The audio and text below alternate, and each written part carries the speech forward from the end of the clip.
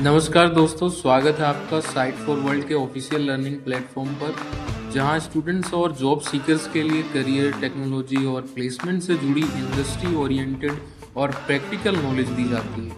अगर आप अपनी स्किल्स को नेक्स्ट लेवल तक ले जाना चाहते हैं तो आप बिल्कुल सही जगह पर आए हो। चलिए शुरू करते हैं आज का इम्पोर्टेंट सेशन। नमस्ते स्टूडेंट्स, आज का टॉपिक है एपीआई वर्जनिंग। ये एक सुपर इम्पॉर्टेंट कॉन्सेप्ट है, स्पेशली जब आप एक रियल वर्ल्ड एप्लीकेशन बनाते हैं। आप रेडी हो? फोकस मोड ऑन है ना? मोबाइल साइड में रख दिया? स्क्रीन पे पूरा ध्यान है? तो चलो सोचो, आपकी ऐप सक्सेसफुल हो गई है, यूजर्स तेजी से बढ़ रहे हैं, ट्रैफिक आ रहा है, बहुत बढ़िया। लेकिन जैसे ही ग्रोथ आती है, चेंजेस भी आते हैं। आपको नए फीचर्स ऐड करने हैं, पुराने वालों को इम्प्रूव करना है। इसका सीधा मतलब है कि आपकी एपीआई को बदलना पड़ेगा। और यहीं आता है सबसे बड़ा सवाल, एपीआई को अपडेट कैसे करें बिना अपने एग्जिस्टिंग यूजर्स के एप्लीकेशंस को तोड़ें? इसी मुश्किल प्रॉब्लम का सॉल्यूशन है एपीआई वर्जनिंग।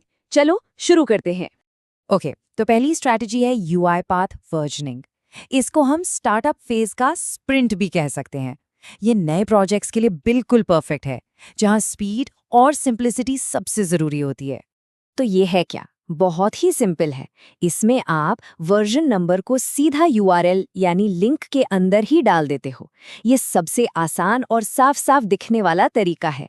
जैसे इस स्क्रीन पर देखो, आपका जो एंड पॉइंट है वो /users के बजाय /v1/users बन जाता है। जब आप वर्जन 2 लॉन्च करोगे तो वो सीधा /v2/users हो जाएगा। सिंपल है ना? लॉजिक समझ आया या सिर्फ देख रहे हो? इस अप्रोच के ना काफी फायदे हैं, क्योंकि वर्जन यूआरएल में ही है तो इसको पहचानना और डीबग करना बहुत आसान है। डॉक्यूमेंटेशन भी सिंपल हो जाता है और क्लाइंट के लिए इंटीग्रेट करना भी। एक स्टार्टअप को यही तो चाहिए, जल्दी काम करो, जल्दी शिप करो। लेकिन इसके कुछ नुकसान भी हैं। यूआरएल थोड़ा क्लटर्ड सा लगने लगता है, इसकी कैश एफिशिएंसी भी अच्छी नहीं होती, यानी ऐप थोड़ी स्लो हो सकती है। और सबसे इम्पोर्टेंट, ये इंडस्ट्री स्टैंडर्ड रेस्ट प्रिंसिपल्स को पूरी तरह फॉलो नहीं करता है। इसलिए जैसे जैसे ऐप ग्रो करती है, हमें बेहतर तरीके चाहिए होते हैं। ठीक है, समझ आ रहा है? पहली स्ट्रैटेजी क्लियर है ना? ध्यान से सुन रहे हो? चलो आगे बढ़ते हैं। अब आती है हमारी दूसरी स्ट्रैटेजी, हेडर बेस्ड वर्जनिंग। ये है स्केलिंग फेस का मैराथन। ये तब काम आती है जब आपकी एप्लीकेशन स्केल कर रही हो और परफॉर्मेंस एक बड़ी प्रायोरिटी बन जाती है।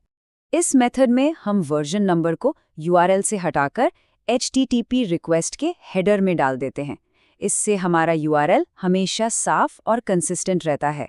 इस स्टेप का पर्पस समझ आया? मेन पर्पस है यूआरएल को क्लीन रखना।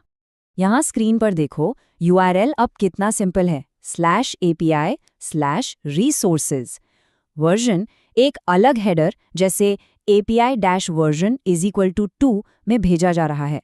इसका लॉजिक सिंपल है, क्लाइंट रिक्वेस्ट के साथ एक एक्स्ट्रा इन्फॉर्मेशन भेज रहा है सर्वर को बताने के लिए कि उसे कौन सा वर्जन चाहिए। क्लियर था एग्जाम्पल? इसके फायदे तो काफी क्लियर हैं। यूआरएल साफ रहते हैं, जिससे कैश एफिशिएंसी बहुत बेहतर हो जाती है, यानी डेटा जल्दी लोड होता है। रिसोर्स का आइडेंटिफायर हमेशा सेम रहता है, चाहे कितने भी वर्जन्स आ जाएं, और ये स्केलिंग के लिए बहुत ही अच्छा है। पर इसमें थोड़ी कॉम्प्लेक्सिटी बढ़ जाती है। क्लाइंट को अब रिक्वेस्ट में हेडर ऐड करना पड़ता है, सर्वर साइड पर भी एक्स्ट्रा लॉजिक लिखना पड़ता है उस हेडर को हैंडल करने के लिए, और ब्राउज़र में डायरेक्ट टेस्ट करना थोड़ा मुश्किल हो जाता है। अब थोड़ा सीरियस होते हैं। अगर इंटरव्यू में पूछा गया तो बता पाओगे इन दोनों मेथड्स के बीच का डिफरेंस? ये एक बहुत ही कॉमन इंटरव्यू क्वेश्चन है। सोचो, क्लाइंट के सामने प्रेजेंटेशन देना हो तो मुख्य बात यह है, यूआरआई में वर्जन इजी है बट यूआरएल गंदा करता है, जबकि हेडर में वर्जन क्लीन है पर थोड़ा कॉम्प्लेक्स है। अब आते हैं सबसे एडवांस स्ट्रैटेजी पर, एंटरप्राइज फेज का ट्रायथलॉन। इसे कहते हैं कंटेंट नेगोशिएशन। ये थोड़ा कॉम्प्लेक्स है, ध्यान से सुन रहे हो? फोकस बना हुआ है। इस टेक्निक में हम स्टैंडर्ड एक्सेप्ट हेडर का इस्तेमाल करते हैं, लेकिन हम कस्टम मीडिया टाइप्स बनाते हैं वर्जन बताने के लिए। ये सबसे फ्लेक्सिबल और HTTP स्टैंडर्ड्स के सबसे करीब माना जाने वाला तरीका है। इस एग्जाम्पल को ध्यान से देखिए। हेडर है एक्सेप्ट और वैल्यू है application/vnd.company.api-v2+json। यहाँ VND का मतलब है वेंडर स्पेसिफिक, कंपनी आपकी कंपनी का नाम है और V2 वर्जन नंबर है। इससे आप हर रिसोर्स के लिए अलग वर्जन भी दे सकते हो। इसका सबसे बड़ा फायदा ये है कि ये HTTP के रूल्स को परफेक्टली फॉलो करता है। ये बहुत ज़्यादा फ्लेक्सिबल है और आपकी API को फ्यूचर के लिए तैयार करता है। बड़ी कंपनीज जिनके पास बहुत सारे क्लाइंट्स और कॉम्प्लेक्स नीड्स होती हैं, इसी को प्रेफर करती हैं। ओके, तो हमने 3 स्ट्रैटेजीज देख ली हैं। अब सबसे इम्पोर्टेंट सवाल, इनमें से चूज कैसे करें? इसका सीधा सा जवाब है, आपकी कंपनी की ग्रोथ स्टेज के हिसाब से स्ट्रैटेजी चुनिए। ये टेबल देखो, सब कुछ समराइज कर देता है। देखो, URI पाथ सिंपल है, स्टार्टअप्स के स्प्रिंट के लिए बेस्ट, हेडर बेस्ड थोड़ा कॉम्प्लेक्स है पर स्केलिंग एप्स के मैराथन के लिए बेटर परफॉर्मेंस देता है, और कंटेंट नेगोशिएशन सबसे कॉम्प्लेक्स है पर एंटरप्राइज के ट्रायथलॉन के लिए सबसे अच्छा और स्टैंडर्ड तरीका है। अभी क्या सीखा, समझ आया? यही कि हर स्ट्रैटेजी के अपने ट्रेड ऑफ्स हैं। तो ये है आपकी API की ग्रोथ जर्नी। स्टार्ट करो URI पाथ से ताकि प्रोडक्ट जल्दी लॉन्च हो।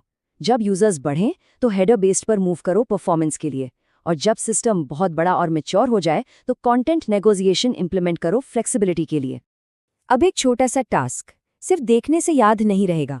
सोचो, अगर आपको एक राउटर बनाना है जो इन तीनों स्ट्रैटेजीज को हैंडल कर सके तो उसका बेसिक लॉजिक क्या होगा? वीडियो पॉज करो और ट्राई करो। एक सूडो कोड लिखने की कोशिश करो। प्रैक्टिस के बिना आगे बढ़ना सही है? नहीं। तो आज हमने क्या सीखा? पॉइंट नंबर 1, API वर्जनिंग बहुत ज़रूरी है ताकि आपकी ऐप इवॉल्व कर सके बिना पुराने क्लाइंट्स को तोड़े। पॉइंट नंबर 2, आपकी स्ट्रैटेजी आपकी कंपनी की ग्रोथ स्टेज से मैच करनी चाहिए। और पॉइंट नंबर 3, डिसीजन हमेशा सिंप्लिसिटी, परफॉर्मेंस और फ्लेक्सिबिलिटी के ट्रेड ऑफ्स पर बेस्ड होना चाहिए। समझ आया? सब क्लियर है? अब आपका काम है प्रैक्टिस करना। इसके बारे में और पढ़ो। सोचो, आपके नेक्स्ट प्रोजेक्ट में आप कौन सी स्ट्रैटेजी यूज करोगे और क्यों? अगर कोई डाउट है तो कमेंट सेक्शन में ज़रूर बताना। नेक्स्ट सेशन में हम API सिक्योरिटी बेस्ट प्रैक्टिसेस देखेंगे। हमारे चैनल को सब्सक्राइब कीजिए और वीडियो को अपने दोस्तों के साथ शेयर जरूर कीजिए। कमेंट सेक्शन में अपना डाउट या नेक्स्ट टॉपिक लिखना मत भूलिएगा।